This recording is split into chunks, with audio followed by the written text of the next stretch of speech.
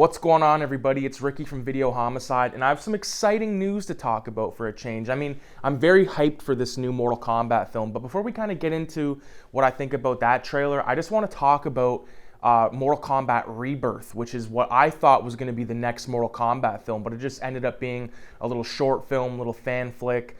Very, very, very amazing stuff. I almost got like, if you know the film Seven with Mortal Kombat, Morgan Freeman and Brad Pitt, that's sort of like almost the greasiness or the filthiness you get from the Rebirth fan film.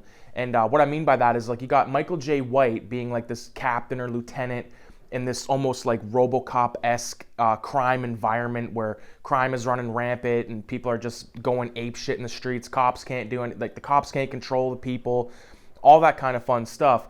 And you got Jax, played by Michael J. White, being like this interrogator, or almost like during the middle of this briefing he's having with this guy who we don't know until the end is actually Scorpion, who he's talking to.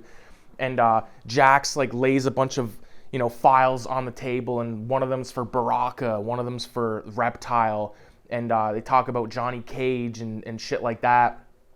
And the whole time you're getting like this super detailed, very graphic little backstories on each of these criminals he's talking about. Oh, Shang Tsung was one of them as well.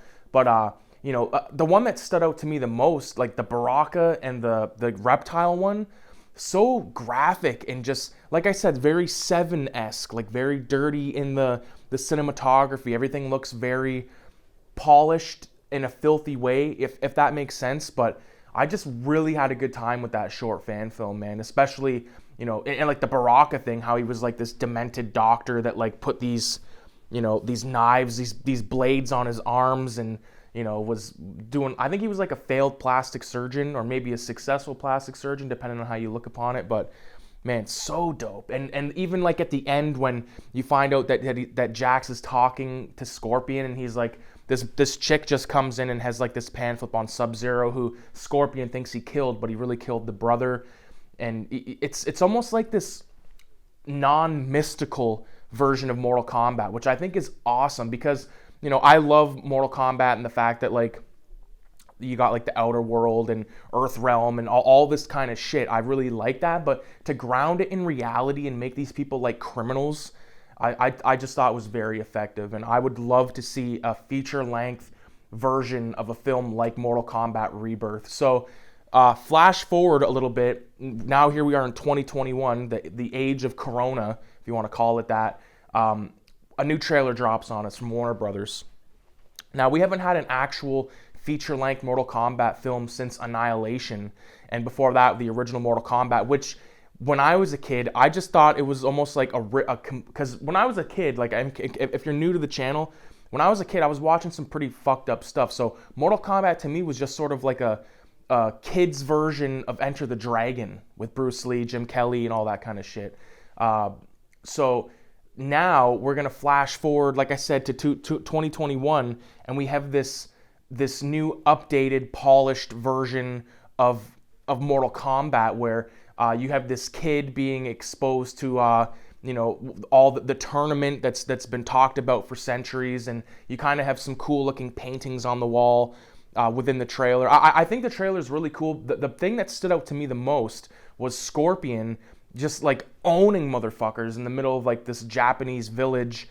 Man, and you got, like, of course you got Sub-Zero all peppered throughout, and here we go with like the mystical, not to be mistaken with Sub-Zero mythologies, but like, like the mystical sort of aspect where he can like freeze shit and all that kind of stuff. Like, I have no issue with that, and I'm excited for this movie. I'm actually excited for a movie coming out. I feel like I haven't had this feeling in a long time. I think a lot of people haven't, mainly because of the pandemic and whatnot. But man, I'm telling you, I'm so fucking stoked for this new Mortal Kombat film. And just to give you like a little bit of backstory on Mortal Kombat and me personally, I was born in 1992. Okay, Mortal Kombat came out in 1992, but when I was like, in my sort of formative years of being like, when you're a kid, you play in video games, especially back then. So my cousin, who's 2 years older than me, he's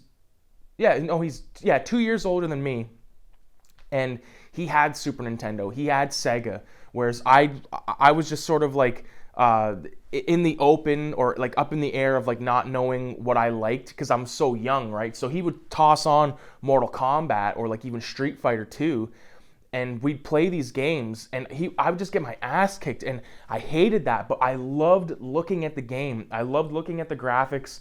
I always thought the fatalities were amazing. I remember specifically my cousin having like fatalities written down on a piece of paper, and then later on in my gaming career, I would be doing that with games like Grand Theft Auto and, you know, all those, like that era. Like I'm of the PS2 era, I would say. PS1, I had one, but it was the PS2 era, because when I had a PS1, PS2 was already out. Like I got the PS1, and this is no bullshit, my cousin Chris can vouch for this. First game I had on PS1 was Mortal Kombat Sub-Zero Mythologies. And I remember us thinking like, what the fuck is this game? This game sucks. You know, maybe it would be fun now, or because you could kind of figure it out, but it was so different than what we knew as Mortal Kombat. Because we knew like Mortal Kombat 3, Mortal Kombat 2, even Mortal Kombat 1. And my dad had a Game Gear, and he had Mortal Kombat, and I remember like that was Mortal Kombat to me. And then flash forward into the PlayStation 2 era, we had games like Deception, which is still hands down my favorite installment of the Mortal Kombat franchise. Not only because it had this amazing open world sort of sandbox like career mode, it was almost like a Grand Theft Auto, but Mortal Kombat. You know, you could free roam, go everywhere, you could speed up time, you could beat the shit out of assholes, you could learn new techniques. All that stuff was awesome.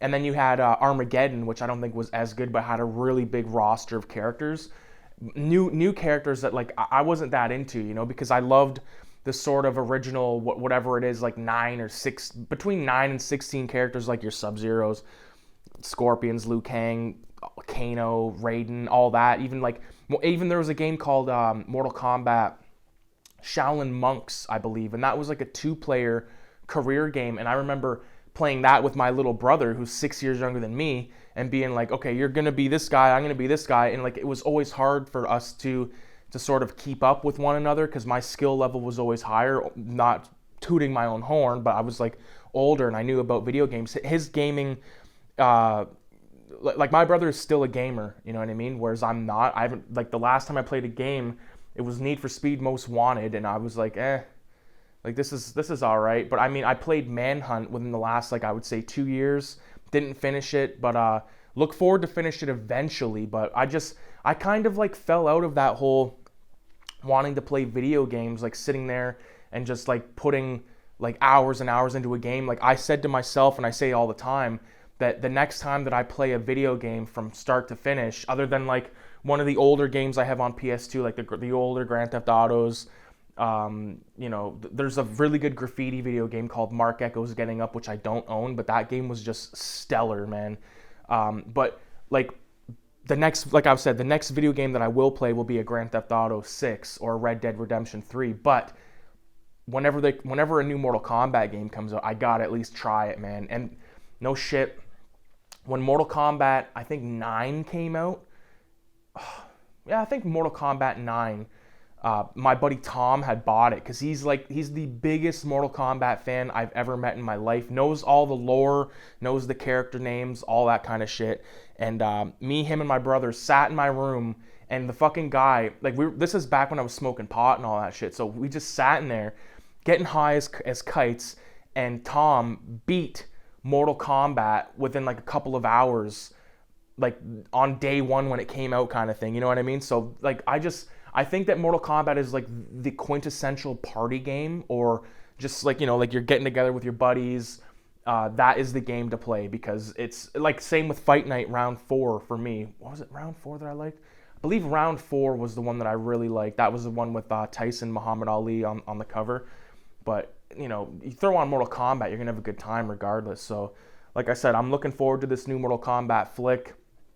I'm looking forward to checking out Mortal Kombat Rebirth again within the, you know, before this movie comes out. I'll probably watch all the Mortal Kombat flicks and maybe even play a game or two and get my ass kicked by my cousin, or maybe do the ass kicking, because real quick, to give you like my perspective on how it goes. Like when Deception was out, I remember my buddy Mike had it on an Xbox, the original Xbox, and I had a PS2.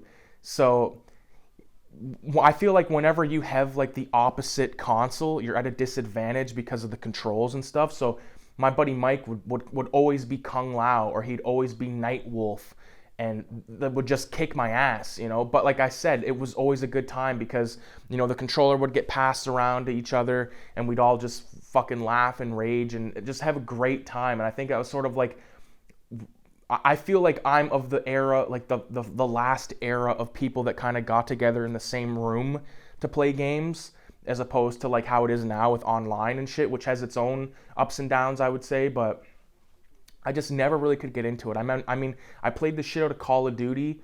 Modern Warfare 2 was the one that I played a lot. And then after that, I just kind of, it got stale for me because I was like, this is literally, I'd rather be watching a film because at least I'm learning. Because you know, that was around that era is when I really got into being kind of a cinemaniac, and I would prefer to watch a movie than play a video game. That, I mean, you're gonna prestige and level up and all that, and sure, that's fun to a certain degree, but it just really lost its luster to me over time. But yeah, man, Mortal Kombat 2021. Let me know what you think about the trailer, and definitely watch Rebirth if you haven't, and just let me know what you thought about that, because I think that Rebirth is it's going to be hard to top that 7-minute short film with this feature-length movie coming up. I will say that. And I will say that I'm excited that Scorpion is being played by the asshole guy from The Last Samurai with Tom Cruise, which is a film that I love. I know a lot of people hate on it. A lot of people say this is fucking Dances with Wolves. But, you know, regardless of what people say, I love it. And that's the best part about sort of, you know, liking genre stuff is... there's always going to be differences, there's always going to be different takes, but at the end of the day, it's just passion for something that, you know, is art in the long run. So with that being said, definitely stay tuned for more videos, and adios.